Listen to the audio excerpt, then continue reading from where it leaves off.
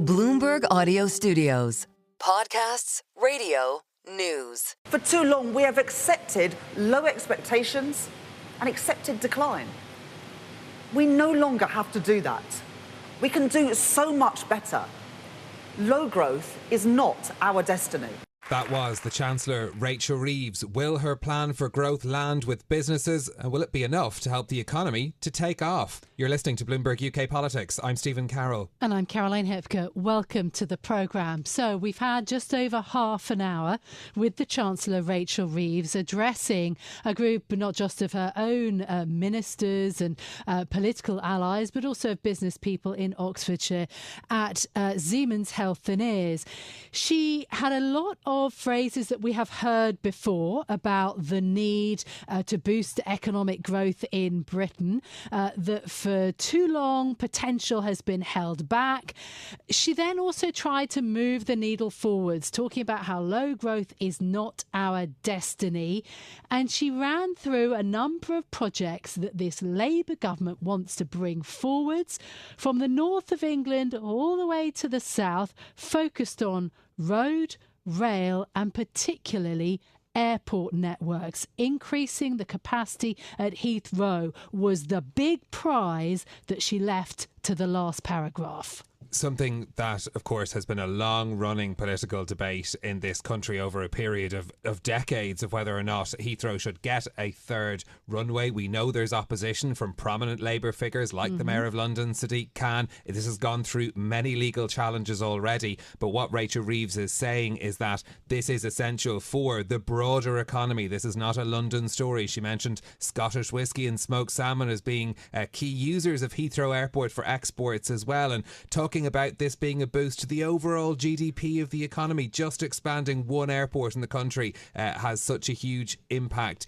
in the Chancellor's view, and that's why that she's taking this decision to back the expansion of this airport. There are some deep contradictions in that, talking about the delivery of the third runway and delivering that in line with climate objectives. I think that is going to be immensely tricky. At least everyone who's studied this sort of understands that. But the Chancellor in defence of the project was saying that the focus and the investment that she was touting in cleaner and greener aviation fuel, in sustainable aviation fuel, investing £63 billion in that project, that would go some way to assuaging the environmental concerns. She also talked a lot about the Oxford-Cambridge arc, talking about it, sometimes referred to as Silicon Fen or the new Silicon Valley in Europe, but trying to increase not only home building, but the connectivity in road and rail between Oxford and Cambridge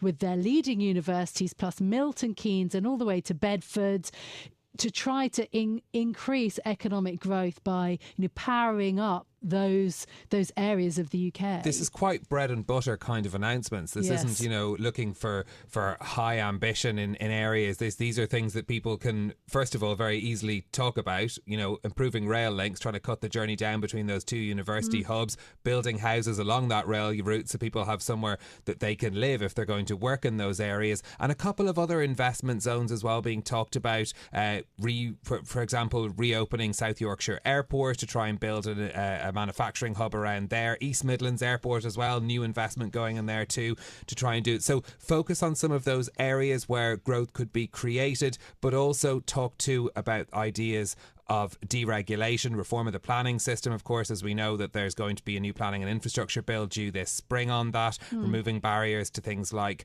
offshore wind as well, and trying to boost growth by removing some of those barriers systematically was the word Rachel Reeves used. Yeah, and the Chancellor, in fact, mentioned a number of times that many of these policy proposals have been thought of before, have been the subject of contentious debate and have failed to come to light in the past. She was talking about, though, making Britain the best place in the world to invest. That ambition demands action. So, to try to consider the implications then of the announcements from the Chancellor, let's bring in our chief UK economist, Dan Hanson. Good morning, Dan. I'm sure you were listening in to what the Chancellor had to say. What do you think were the most important measures that she announced in your eyes? I was expecting a rabbit to come out the hat, and it didn't.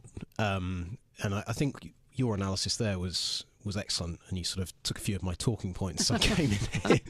We should have checked notes before we started. But I think one of the key points, and Stephen made it, is that a lot of this, as you say, is bread and butter. It's a lot. We've heard from successive governments about the planning system and the like. Of course, the Heathrow thing is eye-catching, but to say it lifts potential GDP by 0.43% by 2050 isn't a sort of game-changing number. That's a very small amount of change on economic growth over 25 years, less than 0.1 percentage point a year. So I think actually the most important part of this was about resetting the narrative, because there has been so much negativity. And I think probably a misrepresentation of what the government's ultimate or main goal is coming out of the budget and in the run-up to the budget. I think that may be the most important thing that comes out of this, is if that narrative gets through, it will be really important to the near-term economic outlook. So a lot of this is about the medium-term outlook. It's not about the next year. It's not even about the next 2 years.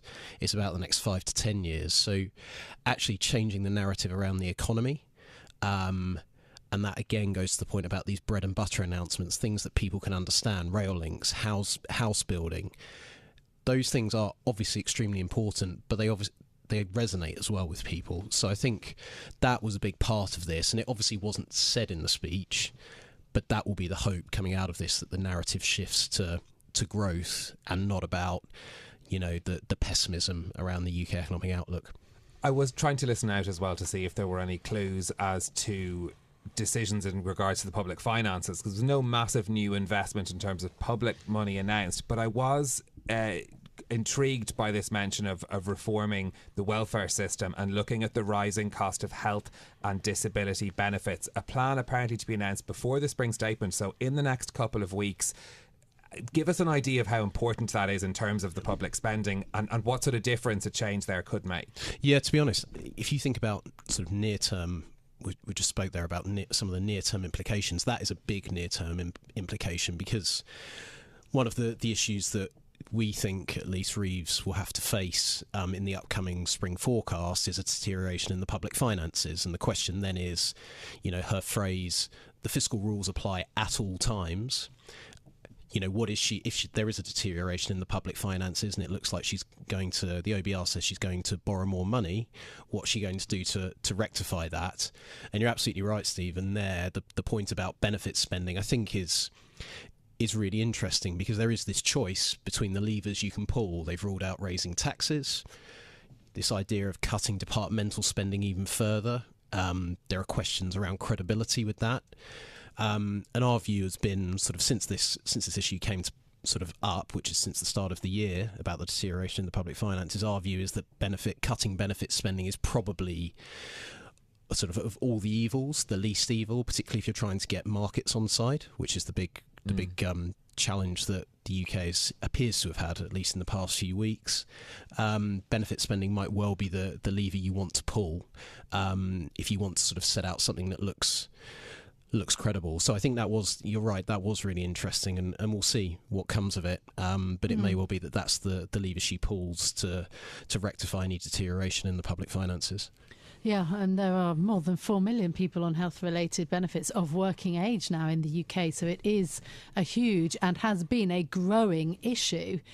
I wonder also what you make of, again, I think the outline is very interesting, because this is a major speech since Donald Trump has become president and been inaugurated. And the Chancellor mentioned at the start of her speech also that she had been on a major trip to China, and she cited the business people that she'd been with.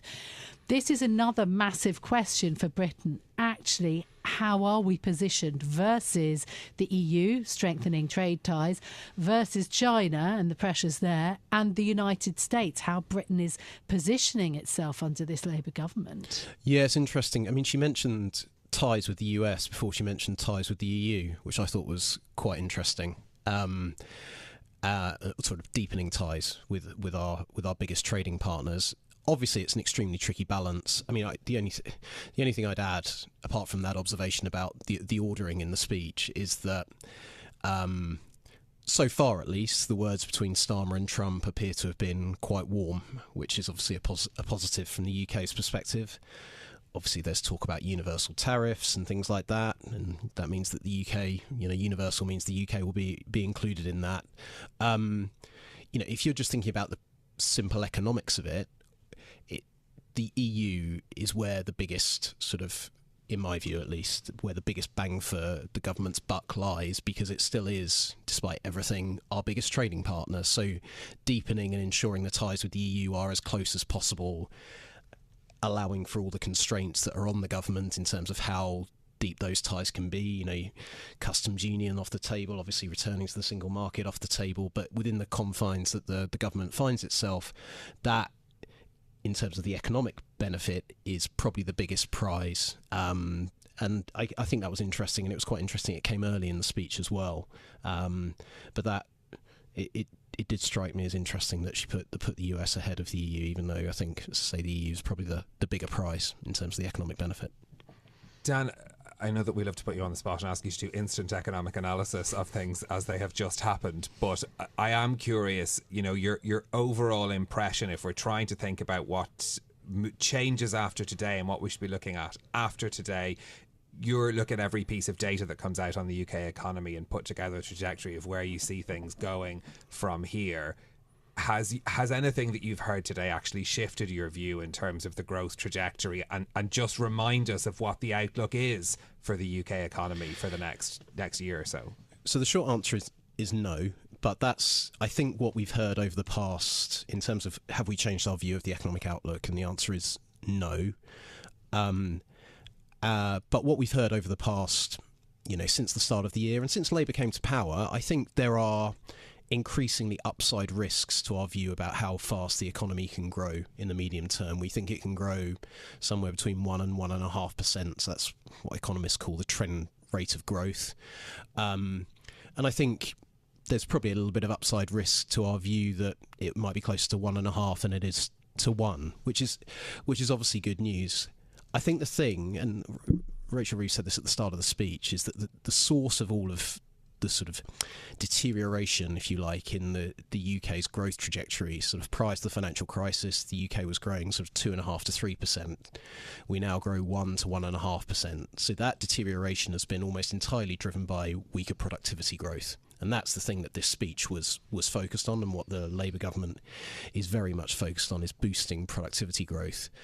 I think the challenge when you put a forecast together is, having had 15 years of persistent disappointment on productivity growth, it's very hard to turn around and say, having heard a set of policies, which we just said at the start, we've heard a lot of these things before, and other governments have tried, and I'm not saying they failed, but there doesn't appear to have been this big uptick in economic growth as a result of looking at these things. Until you see the evidence in the data, it's hard to really make a big change to your outlook. And I think the other point I'd add is around the OBR, and there'll be questions about, will the OBR take this on board and become more optimistic about the economic outlook. The OBR is already very optimistic about the economic outlook, so I think the risk going into the spring statement was that actually they'd make a downgrade to their view because of the weak run of data, and that was the risk. I think they would sit there and listen to this and think, I don't think they were on course to make a big change because it was so close to the October forecast. But I think they'd look at this and think, look, there are some upside risks here, and it gives us some cover to keep our view broadly unchanged. There are other things that will change in the fiscal forecast, but the OBR's view about the medium-term trajectory for the economy is very unlikely to change. And as I say, all of these policies are creating sort of some upside risk, but it's about the delivery of them. And until we see that, it's quite hard to take a big sort of sweeping change to the forecast. Okay. Dan, thank you so much for being with us. That is Bloomberg's chief UK economist, Dan Hanson. As we have been digesting and thinking about Rachel Reeves, the Chancellor, and her big speech in Oxfordshire today, she says she sees encouraging signs on the economy. The markets haven't moved that much in reaction to it. As Dan Hanson says, it's now about delivery. The Chancellor said that this is going to be the focus for the whole duration of the Parliament. The structural problems in our economy run deep. Can she change the narrative? Does this put Britain on a more positive footing under this Labour government? And that's it from us for today. If you like the programme, don't forget to subscribe, give it 5 stars so other people can find it on Apple Podcasts, Spotify or wherever you listen. This episode was produced by James Wilcock. Our audio engineer was Sean Guastamakia. I'm Caroline Hepker. And I'm Stephen Carroll. We'll be back with more tomorrow. This is Bloomberg. Bloomberg UK Politics. Listen weekdays at noon on DAB Digital Radio in London.